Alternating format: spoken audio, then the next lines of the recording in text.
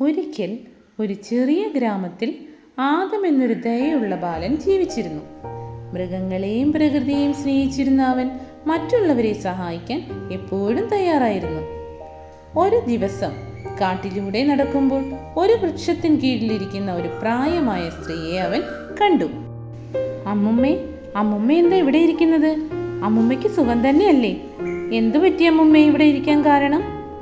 മകനെ, എനിക്ക് വല്ലാതെ വിശക്കുന്നു. ആദത്തിന്റെ കയ്യിൽ ഒരു മാമ്പഴം മാത്രമേ ബാക്കിയുണ്ടായിരുന്നുള്ളൂ. എന്നിട്ട് അവനത് സന്തോഷത്തോടെ അമ്മുമ്മയ്ക്ക് നൽകി. നിന്റെ ദയയ്ക്ക് നന്ദി മകനെ. ഇതാ ഒരു മാന്ത്രിക മാവിന്റെ വിത്ത്.